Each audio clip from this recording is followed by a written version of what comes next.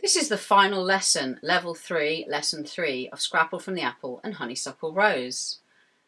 I'm just going to talk about some phrasing to play in the B section. In Scrapple from the Apple, there is no definitive melody in the middle 8, and the improviser, the performer, has to improvise a line. Whereas in Honeysuckle Rose, there's a definite tune. So when I was practicing this myself, I found myself slightly searching for ideas, because the first chord was A7, and I'm used to playing things in the key of B flat and F and stuff. So A7 was a little bit less familiar to me.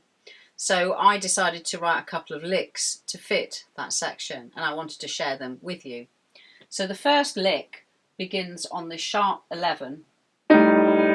So we've got the chord of A7, so that's a D sharp. You might say, well, that's the sharp 4. Yes, it is the sharp 4, but we've already been talking about dominant 7, so it's an extension beyond the 9th.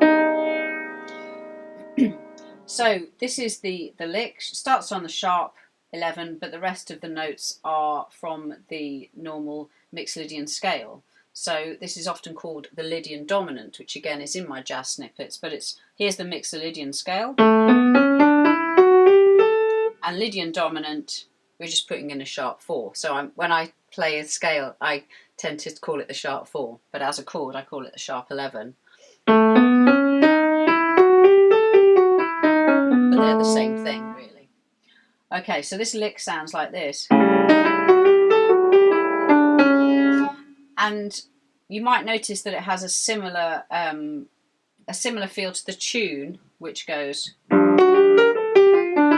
I did that on purpose because I wanted it to be an idea that related very strongly to the melody in Scrapple from the Apple.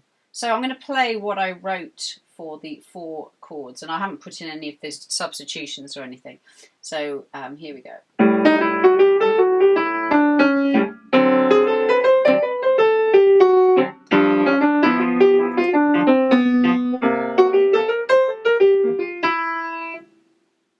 I could have put in the substitutions. I could even put the substitutions in but keep the root the same, so you get this sort of sound, which is kind of a sus sound. And again, it's just a matter of taste. And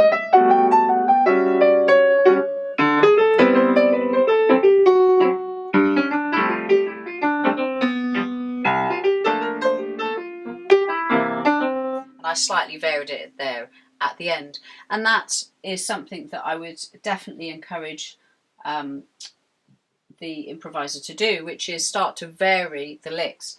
You can do it just by improvising, or you can be very thorough about it and write out some different ideas.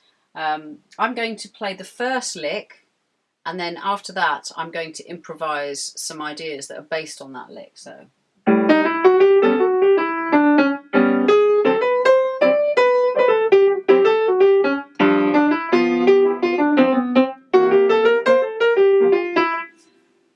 and the last lick was the original lick. So you can see there that it just gives me like a framework in which to develop some ideas.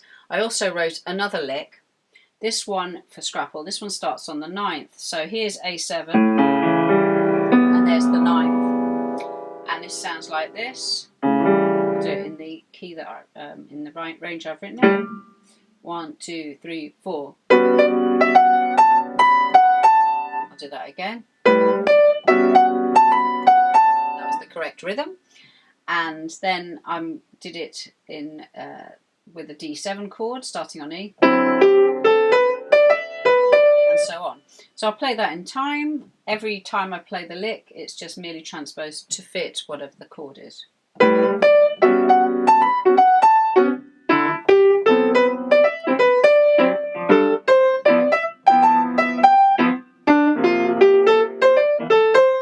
And again, I could do some variations on that. I'm going to start with the lick, and then I'm going to slowly change it.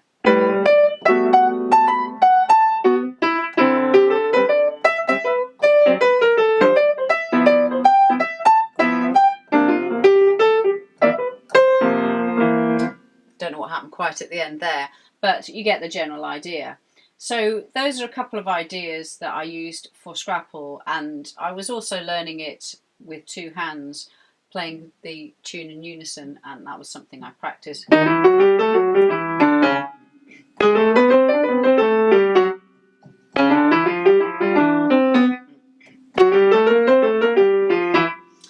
And I still need to practice it a little bit more to get round the notes in my left hand, and that is an issue with pianists. The left hand tends to be a little bit less dexterous than the right hand.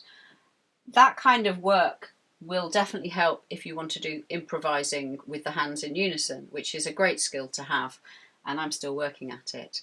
But that would be my approach to learning that. So there's a couple of ideas. You could also practice some phrases you pre-learn on the A section. You could even transcribe some ideas from the Charlie Parker solo. That's something for future study.